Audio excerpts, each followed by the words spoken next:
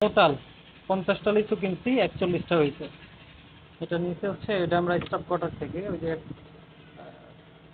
Staff quarter যে market আছে এর পিছনে অনেকগুলো ফল দোকান আছে, ওখান থেকে নিয়েছিলাম। এরপরে ওদেরকে যে বললাম যে 50 টাকা এখানে হবে না, আমার দেখে মনে হচ্ছে, তখন কি ওরা এই যে এখানে 7-8টার মতো এরকম পচা টচা অনেক, মানে ওদের জোরাজোরি করতেছি, ওরা এগুলা চাপ দিয়ে দিয়ে দিছে। তারপরে এখানে হয়েছে টোটাল 41টা। মানে চিন্তা করেন কিভাবে প্রতারণাটা ওরা করে মানুষের সাথে। আপনারা জানেন, যারা আমাকে চিনেন তারা জানেন জাজিরা ফুডের মাধ্যমে আমরা অর্গানিক জিনিসপত্র নিয়ে কাজ করি।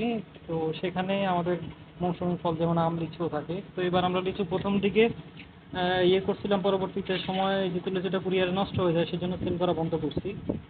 তো এই হচ্ছে বাজারের অবস্থা। মানে বাজার থেকে 20 কিনতে গেলাম, তাও এখানে 10-9টা কম। আর যেগুলো আছে এখানে নরম টরম অনেকগুলা ইয়ে আছে, মানে এত চেক করার পরও ওখানে যতগুলা দোকানদার আছে ওরা এইভাবেই, ওরা মানে চেক করে গুনে দিবে না 41টা লিচু 50টার মধ্যে। এরপরে এখান থেকে যদি দেখাই, এই যে লিচু গন্ধ হয়ে গেছে। এই হচ্ছে লিচু ব্যবসায়ীদের অবস্থা। মানে লোকাল পর্যায়ের এই ব্যবসায়ীরা যদি এই মাত্রায় প্রতারক হয়, তাহলে যেটা বড় মাপের রাঘব বোয়াল আছে ওদের কি অবস্থা হবে। যাই হোক, সবাই একটু সতর্ক থাকেন।